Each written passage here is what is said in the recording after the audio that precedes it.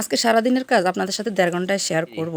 রান্নাবান্না, ঘর মোছা, ঘর ঝাড়ু দেওয়া, কাপড় চোপড় ধোয়া, গোসল করা সব কিছু আপনাদের সাথে তাড়াতাড়ি করে শেয়ার করব। কেনই বা তাড়াতাড়ি করতেছি সেটাও আপনাদেরকে বলবো। তো চলেন শুরু করি। আসসালামু আলাইকুম, আপনারা কেমন আছেন? আলহামদুলিল্লাহ আমি ভালো আছি, আশা করি আপনারা ভালো আছেন। তো এই যে সকালবেলা উঠে 10টা বাজে উঠলাম, ওঠার পর নাস্তা পানি করলাম। আপনার ভাই আর আমি বাসায় আছি, তো নাস্তা পানি করার পর করতে করতে আমার মেয়ে ফোন দিয়েছে, আম্মু একটু ডাক্তারের কাছে যাবো, আপনি তাড়াতাড়ি কাজগুলো শেষ করেন, আজকে রান্নাবান্না শেষ করে ফেলেন। তো এই কথা বলার সাথে সাথে আর লেট করলাম না, তখন বাজতেছে 10টা 20। তো আপনাদের ভাইকে বললাম তুমি তাড়াতাড়ি কাজে চলে যাও, আমি রান্নাবান্নায় লেগে পড়ি। তো আমি প্রথম থেকে শুরু করলাম, বিছনাটা ঝেড়ে নিলাম। বিছনাটা ঝেড়ে চিন্তা করলাম ঘর ঝাড় দিব না পরে দিব, আমি আগে রান্নার কাজ শুরু করি। যেহেতু আপনাদের ভাইয়া বলেছিল মূলা দিয়ে গরুর মাংস দিয়ে খাবে, তো গরুর মাংসগুলো আমি ঘুম থেকে উঠে ভিজিয়ে রাখছিলাম। তো মূলাগুলো ফ্রিজ থেকে বের করে নিয়ে আসলাম, এই যে নিয়ে এসে কেটে তাড়াতাড়ি রেডি করে নিলাম। দ্রুত করতেছি কাজ, যেহেতু হাতে সময় কম। তো এই যে গরুর মাংস কিন্তু ভিজে নাই, প্রায় 1 ঘন্টার মধ্যে ভিজিয়ে রাখছি, যেহেতু ঠান্ডার দিন। তারপরে যে আমি হাত দিয়ে যতটুকু রান্না করব তাড়াতাড়ি করে ছুটিয়ে নিচ্ছিলাম, একটু কষ্ট করে। বেশি হাড়গুলোই নিয়েছি, বাকি মাংসগুলো আমি রেখে দিচ্ছি।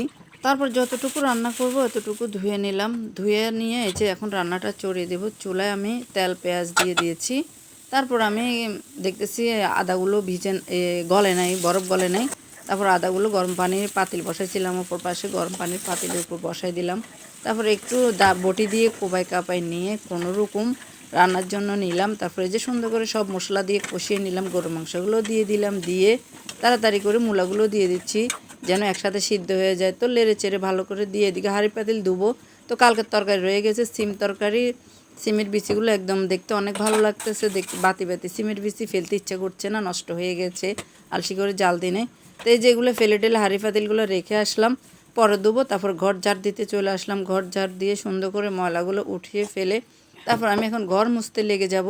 তো ঢুকে পড়লাম বাথরুমে যেয়ে এই যে তারপরে এখান থেকে ঘর মুছনি নিলাম। তারপরে বালতিতে কাপড় ভিজা দিয়েছিলাম, বিছানার চাদরও নামিয়ে রাখলাম। নামিয়ে রেখে তারপরে যে এখানে পানি নেব, পানি নিয়ে তারপর ঘরটা মুছে নেব। আজকে কেন জানি না আপনাদের সাথে আমার সারাদিনের কাজের একটা ব্লগ শেয়ার করতে মন চাইলো। আর আমি কখনো এ ধরনের ব্লগ বানাইও নাই, কেন বানাই নাই। আর আগে তো সুন্দর ভালো করে ভিডিও বানাইতাম, এখন কেন জানি না ভালো লাগে না। যখন থেকে বলছে সবগুলো রিলস দেওয়ার জন্য, তখন থেকে আর ভালো করে ভিডিও দিতে ইচ্ছা করে না। তো আজকের ভিডিওটা কেমন হয়েছে আপনারা কমেন্টে অবশ্যই বলবেন, যে আমার ভিডিওটা দেখেন। তো এই যে গরম মশলা শেষ করে এসে হাঁড়ি পাতিল ধুইলাম, ভাতের চাউল ধুইলাম। তো আগে থেকে ভাত বসাই নেই, কারণ আমি পানি বসাইছি চুলা, এগুলো দিয়ে গোসল করবো, যেহেতু আমাদের পানি জমানো অনেক ঠান্ডা লাগে। তো এই যে এখন জল দিয়ে দিলাম, হাঁড়ি পাতিল ধুয়ে ভাতের চাল ধুয়ে জলগুলো দিয়ে দিলাম। তরকারিতে মূলা তরকারি এতক্ষণ কষানো হয়েছে, তো জল দিয়ে চলে গেলাম গোসল করতে গরম পানি নিয়ে। তো গোসল করলাম, বিছানার চাদর ধুইলাম, কাজ করলাম, সবগুলো করে এসে বের হলাম। এখন কাপড়গুলো মেলে দিচ্ছি ঘরে, যেহেতু আজকে বাইরে যাবো না, একদম সময় কম। এত সময়ের ভিতরে আমার বাতগুলো এখনও বলক ওঠে নাই, কারণ ওদিক দিয়ে বাতাস আসতেছিল। তা আমি আবার কাপড় দিয়ে একটু বাতাস বন্ধ করে দিলাম, দিয়ে ভাতটা লাড়া দিলাম। লাড়া দিয়ে এই যে তরকারি আমার হয়ে গেছে। এখন তরকারি হয়ে গেছে, ভাত এখনও বলক ওঠে নাই।